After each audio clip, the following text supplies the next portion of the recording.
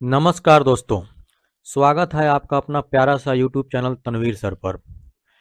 दोस्तों, अगर आप 10वीं क्लास के स्टूडेंट हैं यानी 10th क्लास में हैं और आपको 2025 में यानी फरवरी में 10th का फाइनल एग्ज़ाम देना है बोर्ड का, तो यह वीडियो आपके लिए है।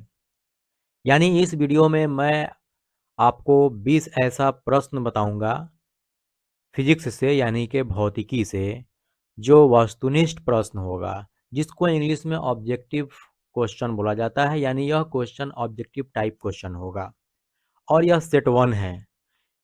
इस तरह से चुने हुए क्वेश्चन होगा 20-20 का। और पहला नंबर क्वेश्चन है, स्पेक्ट्रम प्राप्त करने के लिए किसका उपयोग किया जाता है। क्वेश्चन है, स्पेक्ट्रम प्राप्त करने के लिए किसका उपयोग किया जाता है। ऑप्शन ए है कांच की सिल्ली, ऑप्शन बी है अवतल दर्पण, ऑप्शन सी है उत्तल लेंस और ऑप्शन डी है प्रिज्म। तो इसका आंसर अब देखते हैं। आंसर आप कमेंट बॉक्स में अगर जानते हैं तो दे सकते हैं। इसका आंसर होगा प्रिज्म। स्पेक्ट्रम प्राप्त करने के लिए किसका उपयोग किया जाता है, तो ऑप्शन नंबर डी इसका सही आंसर होगा प्रिज्म। Answer D prism. चलिए नेक्स्ट क्वेश्चन हम देखते हैं। नेक्स्ट क्वेश्चन, विद्युत परिपथ में धारा की माप के लिए किसका उपयोग किया जाता है। क्वेश्चन है, विद्युत परिपथ में यानी विद्युत का रास्ता जो होता है, यानी वायरिंग जो होता है, विद्युत प्रवाहित जो किया जाता है उसका जो रास्ता होता है, उस परिपथ में, उस रास्ता को ही परिपथ बोला जाता है। तो विद्युत परिपथ में धारा की माप के लिए किसका उपयोग किया जाता है। ऑप्शन ए है वोल्ट मीटर, ऑप्शन बी है गैल्वेनोमीटर, ऑप्शन सी है आमीटर, ऑप्शन डी है कोई नहीं। तो इसका आंसर आपको पता है तो कमेंट बॉक्स में ज़रूर कीजिए कमेंट, क्या होगा इसका आंसर। अब हम इसका आंसर देखते हैं तो क्या होगा, आमीटर होगा। विद्युत परिपथ में जो मापने के लिए यंत्र का उपयोग किया जाता है धारा को, उसको हम क्या कहते हैं भाई, आमीटर कहते हैं। आमीटर क्या है, एक यंत्र है और इसको श्रेणी क्रम में जोड़ा जाता है। विद्युत परिपथ में श्रेणी क्रम में जोड़ा जाता है आमीटर को। चलिए हम नेक्स्ट क्वेश्चन की तरफ बढ़ते हैं। नेक्स्ट क्वेश्चन क्या कहता है। नेक्स्ट क्वेश्चन है, प्रकाश के परावर्तन के कितने नियम हैं। क्वेश्चन है, प्रकाश के परावर्तन के कितने नियम हैं। ऑप्शन ए है 1, ऑप्शन बी है 2, ऑप्शन सी है 3 और ऑप्शन डी है 4। तो इसका सही आंसर आपको तो पता होगा ही कि प्रकाश के परावर्तन के 2 नियम होते हैं। प्रकाश के परावर्तन के कितने नियम होते हैं भाई, 2 होते हैं। यानी आंसर क्या होगा, ऑप्शन नंबर बी 2। देख लेते हैं answer B, option number B क्या होगा, 2। चलिए अगला प्रश्न है, विभवांतर का एसआई मात्रक होता है। विभवांतर का एसआई मात्रक क्या होता है, तो ऑप्शन ए है वाट, ऑप्शन बी है एम्पियर, ऑप्शन सी है वोल्ट, ऑप्शन डी है ओम। वाट, एम्पियर, वोल्ट, ओम। तो विभवांतर का एसआई मात्रक क्या होता है भाई, तो विभवांतर का एसआई मात्रक वोल्ट होता है। Option number C is the right answer. चलिए नेक्स्ट क्वेश्चन देखते हैं। स्पष्ट दृष्टि की न्यूनतम दूरी है, यानी स्पष्ट दृष्टि की न्यूनतम दूरी, यानी मनुष्य का जो आंख होता है, अगर स्वस्थ मनुष्य का आंख का न्यूनतम दूरी क्या होना चाहिए और क्या होता है। ऑप्शन ए है 10 सेंटीमीटर, ऑप्शन बी है 15 सेंटीमीटर, ऑप्शन सी है 20 सेंटीमीटर, ऑप्शन डी है 25 सेंटीमीटर। तो इसका राइट आंसर होगा 25 सेंटीमीटर। क्या होगा भाई, 25 सेंटीमीटर। यही अगर पूछे आपसे कि स्पष्ट दृष्टि की अधिकतम दूरी, तो वह होता है, याद रखिए, अनंत। इसका फिलहाल होगा 25 सेंटीमीटर। क्या होगा, ऑप्शन नंबर डी 25 सेंटीमीटर। चलिए नेक्स्ट क्वेश्चन देखते हैं। सरल सूक्ष्मदर्शी में किसका उपयोग होता है। सरल सूक्ष्मदर्शी में किसका उपयोग होता है, यानी माइक्रोस्कोप जो होता है उसमें किसका उपयोग होता है। ऑप्शन ए है अवतल दर्पण, ऑप्शन बी है उत्तल दर्पण, ऑप्शन सी है अवतल लेंस, ऑप्शन डी है उत्तल लेंस। तो इसका सही आंसर क्या होगा कि सरल सूक्ष्मदर्शी में किसका उपयोग होता है, तो सरल सूक्ष्मदर्शी में याद रखिए दर्पण नहीं होता है, लेंस का उपयोग होता है और वह होता है उत्तल लेंस। इसलिए इसका सही आंसर होगा ऑप्शन नंबर डी उत्तल लेंस। सरल सूक्ष्मदर्शी में उत्तल लेंस का उपयोग होता है। चलिए नेक्स्ट क्वेश्चन देखते हैं। नेक्स्ट क्वेश्चन क्या है, विद्युत धारा उत्पन्न करने की युक्ति को क्या कहते हैं? तो याद रखिए, विद्युत धारा उत्पन्न करने की, अब इसमें से ऑप्शन ए है जनित्र, ऑप्शन बी है गैल्वेनोमीटर, ऑप्शन सी है आमीटर, ऑप्शन डी है मोटर। ऑप्शन ए जनित्र, यानी जनित्र का मतलब होता है जनरेटर, आम भाषा में उसको क्या कहा जाता है, जनरेटर कहा जाता है। तो अब आप तो समझ ही गए होंगे कि विद्युत धारा प्राप्त करने के लिए, उत्पन्न करने के लिए युक्ति का मतलब उपाय यानी यंत्र को क्या कहा जाता है, तो वह जनरेटर ही होता है। यानी कि ऑप्शन नंबर ए इसका सही आंसर हो जाएगा, जनित्र हो जाएगा। यानी शादी ब्याह में आप देखते होंगे जनित्र यानी जनरेटर का उपयोग किया जाता है बिजली के लिए, इसलिए इसका सही आंसर होगा ऑप्शन नंबर ए जनित्र। चलिए हम नेक्स्ट क्वेश्चन देखते हैं। नेक्स्ट क्वेश्चन है, लघु पथन के समय परिपथ में विद्युत धारा का मान हो जाता है। तो लघु पथन के समय विद्युत परिपथ में धारा का मान क्या हो जाता है? लघु पथन का मतलब ये हुआ कि वायरिंग जो किया गया रहता है, विद्युत परिपथ जो होता है उसमें दो वायर आपस में जुड़ जाते हैं, सट जाते हैं, तो उस वक्त वो जो स्थिति पैदा होता है वह लघु पथन कहलाता है। तो उसी समय क्या होता है, विद्युत धारा का मान बढ़ जाता है, घट जाता है, या बहुत कम हो जाता है, या बहुत अधिक हो जाता है, या कुछ नहीं होता है, यानी शून्य होता है, या कोई नहीं होगा इसमें से। तो याद रखिए, लघु पतन के समय परिपथ में विद्युत धारा का मान बहुत ही अधिक हो जाता है, इसलिए इसका सही आंसर होगा ऑप्शन नंबर ए, बहुत अधिक। चलिए नेक्स्ट क्वेश्चन देखते हैं। नेक्स्ट क्वेश्चन है, निम्न में कौन सा पद विद्युत परिपथ में विद्युत शक्ति को निरूपित नहीं करता है? कह रहा है निम्न में से कौन सा पद, यानी कौन सा ऑप्शन इसमें जो है विद्युत परिपथ में विद्युत शक्ति को शो नहीं करता है, नहीं दर्शाता है, मतलब नहीं निरूपित करता है, निरूपित नहीं करता है। ऑप्शन ए है I square R, option B है I R square, option C है वी आई, ऑप्शन डी है वी स्क्वायर बाई आर। तो इसका सही आंसर होगा, याद रखिएगा, option number B, I R square. I R square जो होता है वह विद्युत शक्ति को निरूपित नहीं करता है विद्युत परिपथ में। ऑप्शन देखते, आंसर देखते हैं option number B, I R square.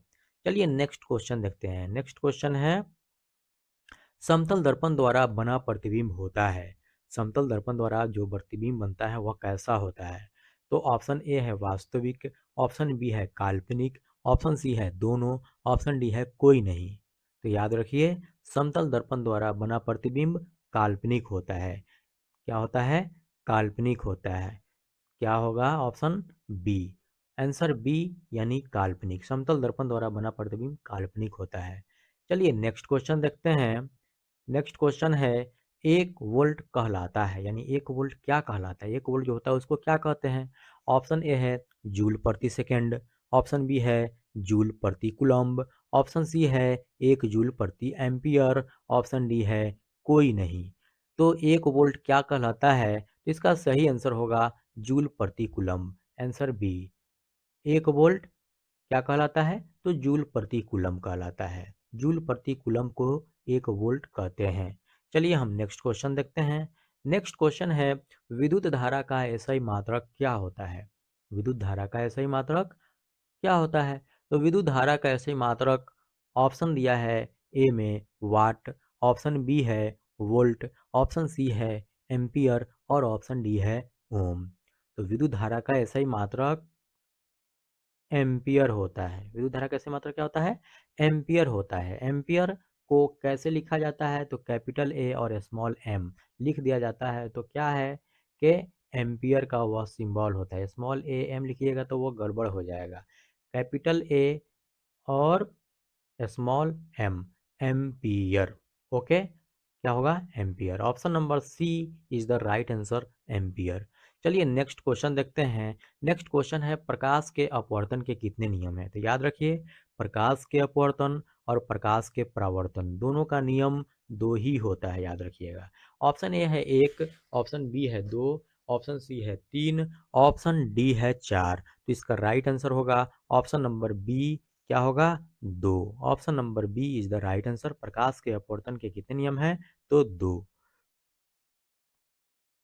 Option number B, दो। चलिए नेक्स्ट क्वेश्चन देखते हैं। नेक्स्ट क्वेश्चन क्या कहता है, प्रिज्म से प्रकाश की कौन सी परिघटना घटती है?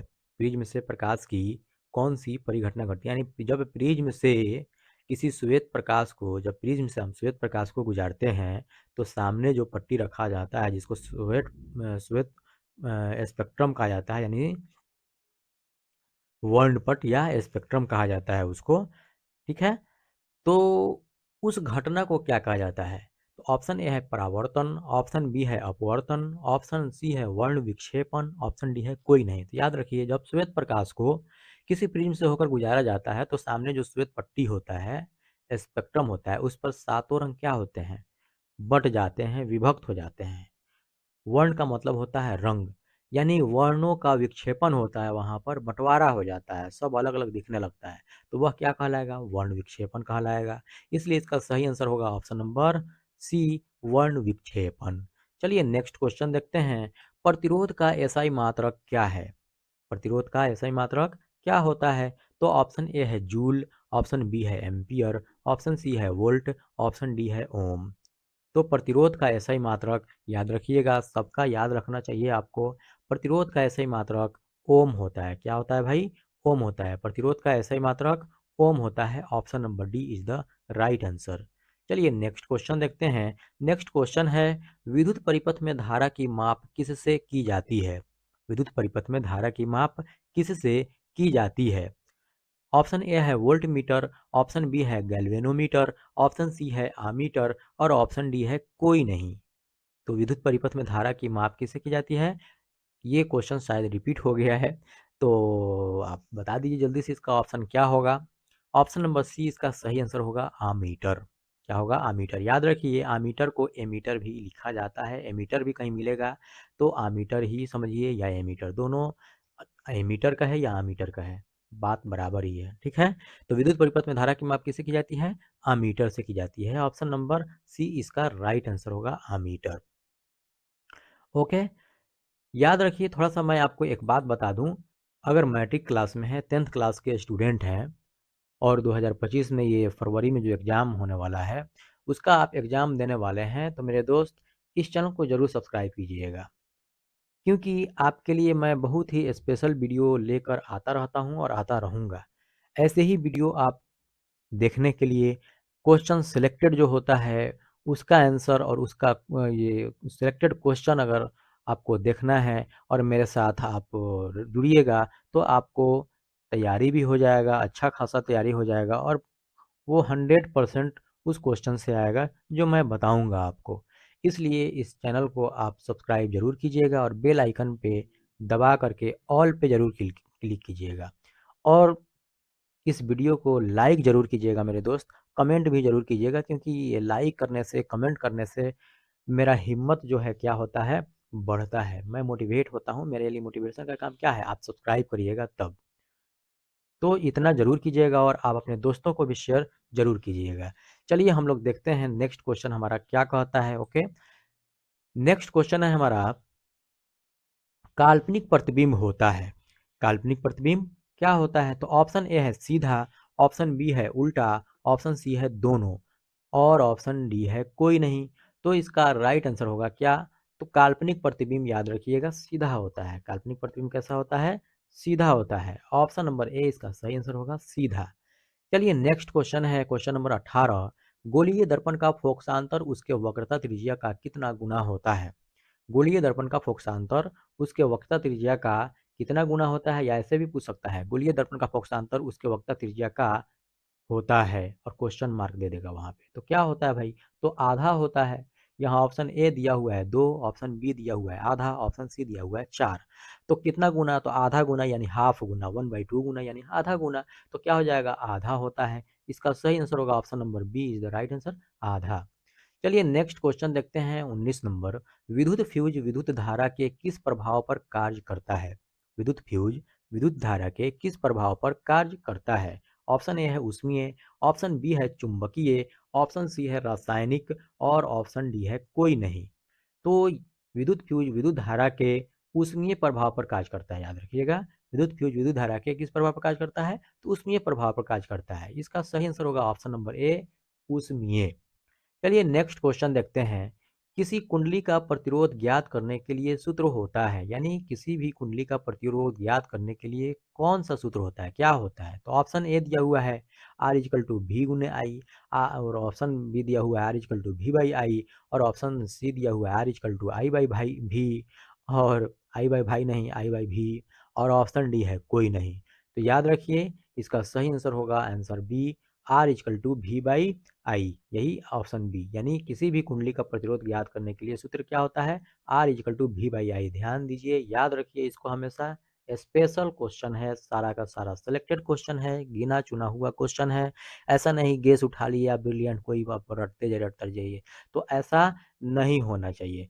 क्लास में हम लोगों का क्या होता है, 20 क्वेश्चन समाप्त होता है।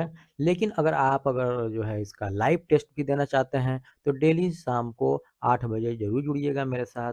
लाइव मैं आता हूँ, लाइव क्वेश्चन पूछता हूँ, उसमें कुछ समय आपको दिया जाता है, 1 मिनट, 1.5 मिनट जो भी समय लगेगा, वो आपको उतना समय के अंदर आपको कमेंट बॉक्स में आंसर बताना होता है। हाँ, लेकिन जाते-जाते मैं आपको इतना ज़रूर कहूँगा कि चैनल को सब्सक्राइब करके ज़रूर जाइएगा। पहले से सब्सक्राइब किए हैं तो कोई बात नहीं, बहुत-बहुत आप लोगों का धन्यवाद, और नए हैं तो चैनल को सब्सक्राइब ज़रूर कीजिए और लाइक करते हुए जाइए। चलिए हम लोग मिलते हैं अब नेक्स्ट वीडियो में, तब तक के लिए बाय बाय। याद रखिए, ख्याल रखिएगा अपना।